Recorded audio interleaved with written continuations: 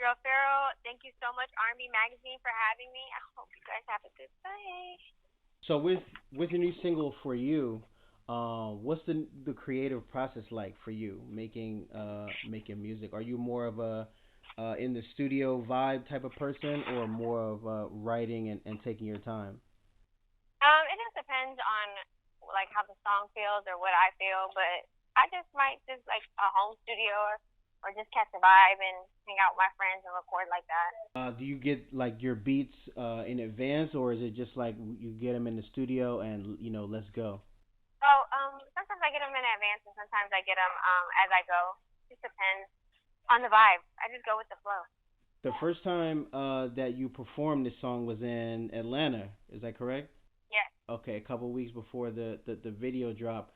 When you're performing a song Yes. for the first time, what are you expecting? Like, what's going through your mind? Honestly, I always am thinking like, oh my god, I hope I do good. Oh my god, I don't want to mess up the dance moves. So that's always what I'm thinking. Like, I just really want to do like the best that I can do because I'm a hard critic on myself. So I just try to make sure I do the best that I can. What do you enjoy more about the music business? Would it be like creating the music, performing, or more of the business side of things?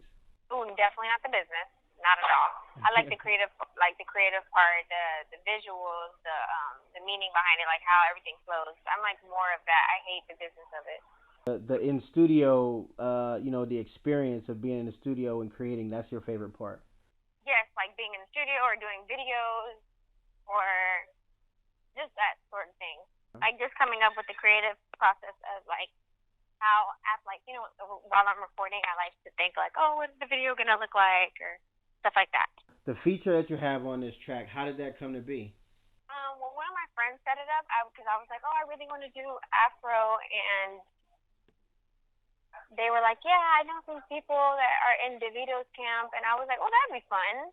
And he was amazing, and he's actually one of my favorite like Afro artists. He's a good rapper, so I was like, if I could get him on there, that'd be great. And he happened to be one of the artists, so I was like, I definitely want the feature.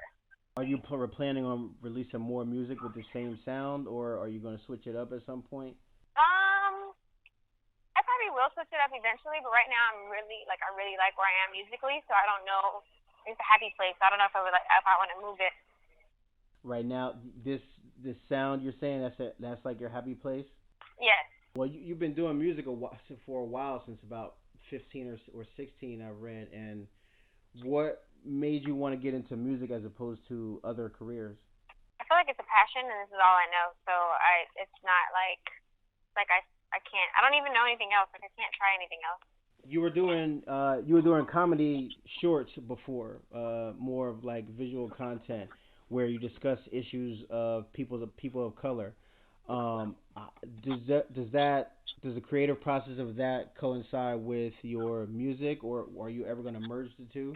Well, honestly, I don't really consider myself. You said a comedian? Well, yeah, I was gonna say I'm definitely not a comedian, but I do like.